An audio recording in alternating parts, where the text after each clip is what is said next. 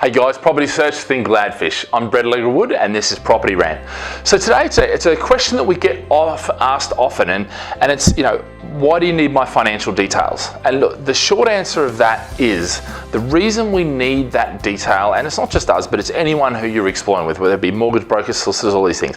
Some of them are legal requirements, anti-money laundering, and all these sort of things, proof of ID, proof of address, these sort of things. So some of those are required by law. But for the most part, and you'll find if you're speaking to our team, they're asking these questions because, to be fair, if I jump on the phone and I speak to someone who's got 25 grand, it's their first 25 grand they've saved, they're on a 30 grand income a year, joint income, now I'm talking to someone very different than someone who's got 20 properties in their portfolio, they've got 300,000 in the bank account, they're earning 100,000 a year. This person is in a very different position than this person. The types of questions and the type of information I'm going to give to this person versus this person are worlds apart. Okay, now, and the other thing too is not only worlds apart, but this person has less room, snuggle room potentially than this person, so therefore we're going to be a bit more conservative with this person than that person. This person may be more risk adverse than this person, so actually this person will be a bit more flexible, this one might be a bit more tighter, so there's a whole range of reasons why we want this information. And what you'll find is it's pretty pre-formatted information, and what it comes down to is, what's your sort of experience risk profile, what's your capital or wealth, current wealth, in other words, how much cash do you have, how many assets do you have, how many investments do you have, and then it comes down to credit and income. And when you look at those sort of things, they're the initial financial bits of information we know. And look, we have clients sometimes, what they'll do is they'll write all that out on a piece of paper, send it through on an email and say, right, here's my situation, let's chat about what we think. Because see, we're not we're not throwing a deal to you on the first call, and this is a distinction here. If you phone somebody up and on the first call they're talking about the property they're going to sell you or they want to sell you, be very careful, maybe back away, that's up to you, your call. What you're going to find is when you talk to my team, we're going to go through probably the first couple of calls, we're not really going to get into the actual property that's current because we're going to go through a process first, and when you're ready, the property that's available then we can take you through.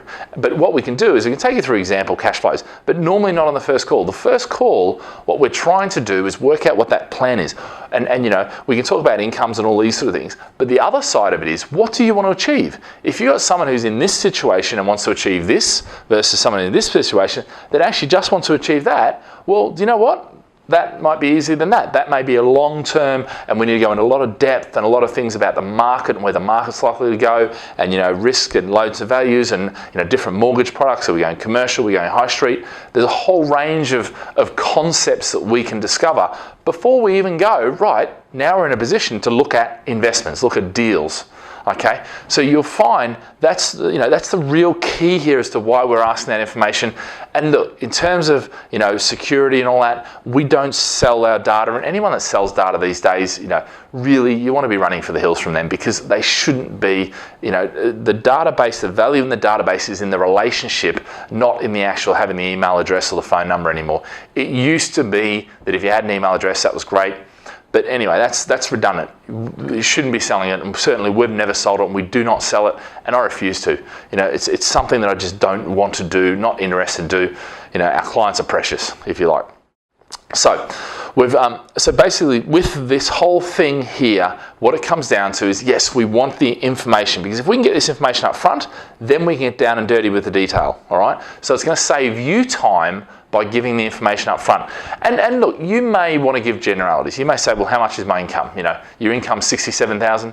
Look, my income's 70,000. My income's 60,000. It doesn't have to be exact data for the first call. Down the track when it comes to applying for a mortgage, we better put exact data down, okay? Because otherwise, when it goes to the lender, if they find out that actually it's not exact, potentially that's it. That's that mortgage application done.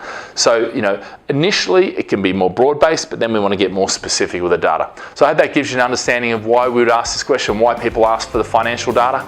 It certainly shouldn't be shared. It should be kept confidential. But anyway, guys, have a great day. Live with passion.